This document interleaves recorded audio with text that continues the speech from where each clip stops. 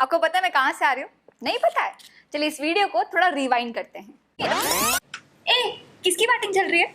धोनी आया अभी बैटिंग करने, पर आज ना मुझे स्ट्रॉन्ग इंट्यूशन हो रहा है कि ये जल्दी आउट हो जाएगा। धोनी है, धोनी आउट नहीं होता। अरे मैं बोल रहा हूँ ना, मेरे को लग रहा है, देख लेना हो जाएगा। लगी बेट? लगी बेट। अगर धोनी आउट हुआ मैं तेरे को 200 दूंगी। डन। क्या बोला था मैंने? क्या बोला था? तो अब आप मुझे बताइए कि क्या ये कॉन्ट्रैक्ट एक वैलिड कॉन्ट्रैक्ट है और क्या मुझे प्रांजल को ये पैसे देने पड़ेंगे? हे एवरीबॉडी, मैं हूँ प्रिया और आप देख रहे हैं फिनोलॉजी लीगल। आज की इस वीडियो में हम इंडियन कॉन्ट्रैक्ट एक्ट के बारे में जानेंगे। कॉलेज के टाइम पे लॉ ऑफ कॉन्ट्रैक्ट मेरे पसंदीदा सब्जेक्ट में से एक हुआ करता था। क्यों? क्योंकि नॉर्मली और लकीली आप किसी भी कॉलेज स्टूडेंट को ये बोलते नहीं सुनेंगे कि देख मर्डर हुआ, कल्पेबल होमिसाइड हुआ, डेफेमेशन हुआ, वाइंडिंग अप ऑफ कंपनी हुई। पर रोजमर्रा की जिंदगी में आप और मैं ये जरूर करते हैं, भैया 2 पैकेट बिस्किट देना, ये बुक मुझे कुरियर करनी है, हेलो हाँ मुझे पिज्जा की होम डिलीवरी चाहिए थी। डिफरेंस समझ में आया? कहना मैं ये चाह रही हूँ कि रोजमर्रा की जिंदगी में आप आईपीसी, कॉन्स्टिट्यूशन, कंपनी लॉ, ये सारे लॉज इनकाउंटर करें ना करें, पर आप हर दिन बहुत सारे ओरल, रिटन, इम्प्लाइड, एक्सप्रेस्ड ये फॉर्म्स ऑफ कॉन्ट्रैक्ट एंटर करते ही करते हैं। तो इसलिए लॉ ऑफ कॉन्ट्रैक्ट एक बहुत ही इंटरेस्टिंग सब्जेक्ट है। इसलिए आज की इस वीडियो में हम इंडियन कॉन्ट्रैक्ट एक्ट के बारे में जानेंगे। देखिए, इंडियन कॉन्ट्रैक्ट एक्ट फोर्स में आया था 1 सितंबर 1872 को, मतलब आज़ादी से काफ़ी पहले। तो ये जो लेजिस्लेशन है ये ब्रिटिशर्स द्वारा बनाया गया है और इसमें टोटल 266 सेक्शंस थे, जिनका डिविजन्स कुछ इस प्रकार है। 1 से लेके 75 सेक्शन तक जनरल प्रोविजंस की बात की गई है। 76 से 123 तक सेल्स ऑफ गुड्स की। 124 से 147 में इंडेमनिटी और गारंटी की बात हुई है, बहुत ही इंपॉर्टेंट टॉपिक है। 148 से 181 में बेलमेंट और प्लेज की। 182 से 238 में एजेंसी की और 239 से 266 तक पार्टनरशिप की बात की गई है। पर 1930 में क्या हुआ कि इस एक्ट का ये पार्ट 76 से लेके 123 को हटा दिया गया और एक separate legislation sales of goods act बना दिया गया। सिमिलरली 1932 में इस एक्ट का लास्ट पार्ट 239 से 266 को हटा दिया गया और एक separate legislation Indian partnership act बना दिया गया। तो इंडियन कॉन्ट्रैक्ट एक्ट में बचे ये प्रोविजंस। तो इस एक्ट की जो बचे हुए प्रोविजंस है ये आपको डिफरेंट टाइप्स ऑफ कॉन्ट्रैक्ट के बारे में, वैलिड कॉन्ट्रैक्ट कैसे बनेगा, उनके क्या इंग्रेडिएंट्स होंगे, ये सब बताता है। आज की इस वीडियो में हम जनरल कॉन्ट्रैक्ट कैसे बनते हैं इसके बारे में जानेंगे। अब मैं आपके सामने 2 स्टेटमेंट्स बोलूंगी। पहला, मैंने हर्ष के साथ प्रॉपर्टी का एक अग्रीमेंट किया, और दूसरा, मैंने हर्ष के साथ प्रॉपर्टी का एक कॉन्ट्रैक्ट किया। नॉर्मली लोगों को ये दोनों ही स्टेटमेंट कॉमन लगेंगे, सेम लगेंगे, क्योंकि नॉर्मल लोगों के हिसाब से अग्रीमेंट और कॉन्ट्रैक्ट दोनों ही सिनोनिमस टर्म्स होते हैं, पर ऐसा है नहीं। अग्रीमेंट और कॉन्ट्रैक्ट में काफी डिफरेंस होता है। आज के इस वीडियो को मेरा ऑब्जेक्टिव ये है कि ये जो 2 स्टेटमेंट्स है ये आपको अच्छी तरह से समझ में आ जाए। All contracts are agreements, but all agreements are not contracts. इन 2 स्टेटमेंट को समझने के लिए हमें ये 2 टर्म समझने होंगे, कॉन्ट्रैक्ट्स और अग्रीमेंट्स, जिसके लिए हम एक बहुत सिंपल एग्जांपल लेंगे। चलिए आप भी पार्टिसिपेट कीजिए। मैंने आपसे पूछा कि क्या आप मेरा लैपटॉप 30,000 रुपए में खरीदेंगे, और आप कहते हैं कि हाँ मैं ये लैपटॉप 30,000 रुपए में आपसे खरीद लूंगा। बहुत ही सिंपल एग्जांपल था, सिर्फ 2 स्टेटमेंट का, पर इन्हीं 2 स्टेटमेंट से हम ये पूरे चेन ऑफ वर्ड समझेंगे और कॉन्ट्रैक्ट्स और अग्रीमेंट्स में डिफरेंशिएट करेंगे।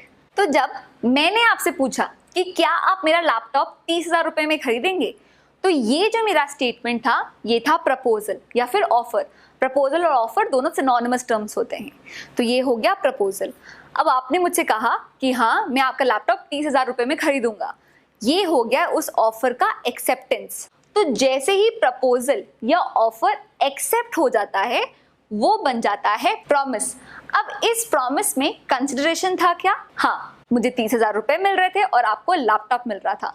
तो जैसे ही प्रॉमिस में कंसिडरेशन सैटिस्फाई होता है वो बन जाता है हमारा अग्रीमेंट। तो इस एग्जाम्पल से तो आपको क्लियर होगा कि अग्रीमेंट कैसे बनता है। अब इन्हीं टर्म्स को हम इंडियन कॉन्ट्रैक्ट एक्ट के हिसाब से समझते हैं। सबसे पहले है 2B जो डिफाइन करता है प्रॉमिस को। ये कहता है एवरी प्रपोजल और offer when accepted becomes a promise. जैसे ही किसी ऑफर को एक्सेप्ट कर लिया जाता है वो बन जाता है प्रॉमिस। इसके बाद है 2E जो अग्रीमेंट को डिफाइन करता है और ये कहता है कि हर वो सेट ऑफ प्रॉमिस जो एक दूसरे के लिए कंसिडरेशन फॉर्म करते हैं वो होता है अग्रीमेंट। अब हम देखते हैं कि एक अग्रीमेंट कॉन्ट्रैक्ट कैसे बनता है। कॉन्ट्रैक्ट डिफाइंड है 2H में। अब देखिए अग्रीमेंट से कॉन्ट्रैक्ट बनने के लिए सिर्फ एक रिक्वायरमेंट होती है कि हर वो अग्रीमेंट जो एनफोर्सिएबल बाय लॉ हो वो बनेगा कॉन्ट्रैक्ट, और यही है 2H की definition. Every agreement enforceable by law is a contract. अब ये एनफोर्सिएबल का मतलब क्या होता है? एनफोर्सिबल का मतलब होता है जिसे लॉ फोर्स में ला सके, जिसे लॉ लागू कर सके। एनफोर्सिबिलिटी को हम दो कॉमन एग्जाम्पल से समझते हैं। मानिए कि आपको अपने लिए एक टीवी चाहिए था, तो आपने अमेजोन पे अपने पसंद का टीवी सर्च किया और एक ऑर्डर प्लेस कर दिया और 40,000 रुपए ट्रांसफर भी कर दिए। अमेजोन आपका ऑर्डर एक्सेप्ट कर लेता है, 40,000 के कंसिडरेशन भी एक्सेप्ट कर लेता है, पर टीवी आपके घर डिलीवर नहीं करता है। तो अब आप मुझे बताइए कि आपके और अमेजोन के बीच में जो अग्रीमेंट हुआ है टीवी को लेके, क्या कोर्ट उस अग्रीमेंट को फुलफिल करवा सकता है? जी बिल्कुल। अगर आप कोर्ट में केस फाइल करें तो कोर्ट अमेजोन को ये कह सकता है कि वो या तो आपको आपके पैसे वापस करवाए या आपकी टीवी डिलीवर करवाए। तो ये हुआ एनफोर्सिबिलिटी का मतलब, जो भी टर्म्स अग्री किए गए हैं उसे एक्शन में लाना, उसे फोर्स में लाना। अब दूसरा एग्जाम्पल देखते हैं। मानिए कि मैंने अपने छोटे भाई को कहा कि अगर तू 12th में 80% से ज़्यादा ले आता है तो मैं तुझे एक नया मोबाइल फ़ोन दिलाऊंगी। अब बोर्ड रिजल्ट में उसको 87% आ जाते हैं और वो मुझे कहता है ला मेरा मोबाइल फ़ोन ला, और मैं कहती हूँ वो तो मैंने ऐसे ही कह दिया था, मैं कोई मोबाइल फ़ोन नहीं दे रही। क्या इस केस में मेरा भाई मेरे अगेंस्ट केस कर सकता है? दिल पे मत लीजिए और बदले की भावना से मत सोचिए। जनरली बताइए कि क्या वो मेरे अगेंस्ट केस कर सकता है? क्या कोर्ट इस केस में कुछ भी कर सकती है? बिल्कुल नहीं। ये सिर्फ एक सोशल अग्रीमेंट था जिसे एंटर करते वक्त लीगल एक्शन लेना या कोई रेमेडी प्राप्त करना हमारा इंटेंशन नहीं था। तो अब ये तो क्लियर होगा कि एनफोर्सिबिलिटी होती क्या है। अब ये जानते हैं कि अग्रीमेंट्स को एनफोर्सिबल कैसे करवाया जाता है, अग्रीमेंट्स कैसे कॉन्ट्रैक्ट बनते हैं। तो इंडियन कॉन्ट्रैक्ट एक्ट ये कहता है कि अगर कोई भी अग्रीमेंट सेक्शन 10 में जो कंडीशंस दी गई है उसे फुलफिल कर लेता है तो वो अग्रीमेंट बन जाएगा कॉन्ट्रैक्ट। चलिए क्विकली सेक्शन 10 के ये सारे कंडीशंस देख लेते हैं। सबसे पहला है ऑफर एंड एक्सेप्टेंस। देखिए ऑफर या प्रपोजल किसी भी अग्रीमेंट या कॉन्ट्रैक्ट के लिए एक स्टार्टिंग पॉइंट होता है। सबसे पहले होता है एक ऑफर, जिसे अगर एक्सेप्ट कर लिया जाता है तो दोनों ही पार्टीज के बीच में लीगल ऑब्लिगेशन क्रिएट हो जाते हैं, जिसके बाद अगर कोई भी पार्टी अपने पार्ट का क्लेम फुलफिल ना करे तो दूसरी पार्टी उसे अपना क्लेम फुलफिल करने के लिए मजबूर कर सकती है। इसलिए ऑफर एंड एक्सेप्टेंस के साथ साथ there should be an intention to create legal obligation. एक सिंपल एग्जांपल समझते हैं। माने कि आपको शाम को पिज्जा खाने का मन है तो अपने स्विगी में पिज्जा का होम डिलीवरी ऑर्डर कर दिया। अब किसी कारण से स्विगी आपको पिज्जा होम डिलीवर नहीं कर पा रहा है तो आप क्या करेंगे? आप स्विगी को कहेंगे कि तुम्हारी पार्ट की जो लीगल ऑब्लिगेशन थी पिज्जा डिलीवर करने की, या तो तुम वो करो या फिर मेरे पैसे वापस करो। दूसरी ओर स्विगी आपसे क्या करेगा? अगर वो पिज्जा डिलीवर करता है तो वो कहेगा कि इस पिज्जा के जो भी चार्जेस है वो आप पे कीजिए। तो ऑफर एंड एक्सेप्टेंस होने के बाद दोनों ही पार्टीज के बीच में लीगल ऑब्लिगेशन क्रिएट हो जाती है, जिससे दोनों ही पार्टी एक दूसरे को अपने क्लेम फुलफिल करने के लिए कह सकते हैं। तो पहली कंडीशन है ऑफर और एक्सेप्टेंस होना चाहिए। दूसरा, कॉन्ट्रैक्ट करते वक्त there should be intention to create legal obligation. इसका एक और एग्जांपल देखते हैं। माने कि आपने घर पे बोल दिया कि हाँ मुझे शाम को पिज्जा खाने का मन है। आप घर पहुंचते हैं और आपको मिलती है खिचड़ी। सच बताइए इस मौके पे क्या कोई भी कुछ कर सकता है? नहीं ना, because there was no intention to create a legal obligation. तो ये था पहला point, offer acceptance and legal obligation. दूसरा पॉइंट है lawful object and lawful consideration. Offer and acceptance का जो भी ऑब्जेक्ट है और जो भी कंसिडरेशन है दोनों ही लॉफुल होना चाहिए। जैसे हमने पहले एग्जांपल में देखा था, मैं आपको लैपटॉप ऑफर कर रही थी और आप मुझे 30,000 रुपए दे रहे थे, तो दोनों ही ऑब्जेक्ट और कंसिडरेशन लॉफुल था, तो वो अग्रीमेंट बन जाएगा कॉन्ट्रैक्ट। अब कुछ अनलॉफुल ऑब्जेक्ट और कंसिडरेशन की एग्जाम्पल देखते हैं क्लैरिटी के लिए। मान लीजिए कि एक पर्सन है जिसने किसी यूनिवर्सिटी के एग्जाम के पेपर लीक करवा लिए और वो उसे बेच रहा है बी को। बी ने कहा कि मुझे अगर तू लीक्ड पेपर देगा मैं तुझे 20,000 रुपए दूंगा। ए ने उसे वो पेपर दे देते हैं पर बी पैसे देने से मना कर देता है। क्या ए इस सिनेरियो में कुछ कर सकता है? नहीं, क्योंकि एक वैलिड कॉन्ट्रैक्ट है ही नहीं, क्योंकि एक इन्फोर्सेबल कॉन्ट्रैक्ट है ही नहीं। क्यों? क्योंकि उसका जो ऑब्जेक्ट था वो इलीगल था, वो अनलॉफुल था। तो कॉन्ट्रैक्ट का जो भी सब्जेक्ट मैटर होता है, मतलब ऑब्जेक्ट और कंसिडरेशन, दोनों ही लॉफुल होना चाहिए। अगर वो अनलॉफुल होते हैं तो वो अग्रीमेंट कॉन्ट्रैक्ट नहीं बन पाएगा, वो एनफोर्स नहीं हो पाएगा। नेक्स्ट पॉइंट है कंपीटेंट पार्टीज का, मतलब वो दो पार्टीज या वो जो भी पार्टीज है जो ऑफर कर रही है और एक्सेप्ट कर रही हैं, जो भी इस कॉन्ट्रैक्ट में इन्वॉल्व है, all the parties should be competent. अब कंपीटेंट पार्टीज का क्या क्या मतलब हुआ? पहला, they should be of sound mind. दूसरा, they should be above 18, they should be major, capable of making their own decision. तीसरा, they should not be disqualified by law. चौथा, they should not be alien enemy. तो ऐसी बहुत सारे criteria हैं, वो fulfil होने चाहिए, तभी वो कंपीटेंट पार्टीज होनी चाहिए। तो अभी तक हमने क्या देखा कि एक प्रॉपर ऑफर और एक्सेप्टेंस होना चाहिए with the intention to create legal obligation.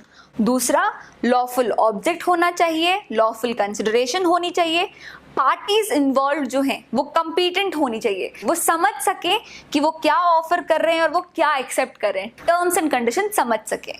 Last condition है फ्री कंसेंट की। जो भी पार्टीज कॉन्ट्रैक्ट एंटर करती हैं, जो भी वो ऑफर या एक्सेप्ट करती हैं, ये सारी चीजें फ्री कंसेंट से होनी चाहिए। अब मैंने सिर्फ कंसेंट क्यों नहीं लिखा, फ्री कंसेंट क्यों लिखा? एक एग्जाम्पल से समझते हैं। मान लीजिए कि किसी ने आपके ऊपर बंदूक रखी और ये कहा 10,000 रुपए निकालो वरना मैं गोली चला दूंगा। इससे डरकर आपके पास जो भी पैसे होते हैं आप वो उस इंसान को दे देते हैं। तो ये जो एक्ट था कि उसने ऑफर किया कि पैसे निकालो और आपने एक्सेप्ट करके उनको जो पैसे दिए, क्या ये आपकी मर्जी से हो रहा है? क्या आपकी जो कंसेंट है वो फ्री है? नहीं ना। इंडियन कॉन्ट्रैक्ट एक्ट भी यही कहता है कि कॉन्ट्रैक्ट एंटर करते वक्त अगर दोनों में से किसी भी पार्टीज की जो कंसेंट है वो 5 चीजें, coercion, undue influence, fraud, misrepresentation और मिस्टेक, इन 5 चीजों से इन्फ्लुएंस्ड होती है, तो ये जो कॉन्ट्रैक्ट होता है ये एनफोर्सेबल नहीं होता है। तो कॉन्ट्रैक्ट एंटर करते वक्त आपकी जो कंसेंट होनी चाहिए वो फ्री होनी चाहिए। तो जब भी कोई अग्रीमेंट एनफोर्सेबिलिटी की ये सारी कंडीशंस फुलफिल कर लेता है, वो अग्रीमेंट बन जाता है कॉन्ट्रैक्ट। और वो अग्रीमेंट्स जो इनमें से कोई भी कंडीशन फुलफिल नहीं कर पाता है वो कॉन्ट्रैक्ट नहीं बन पाते हैं।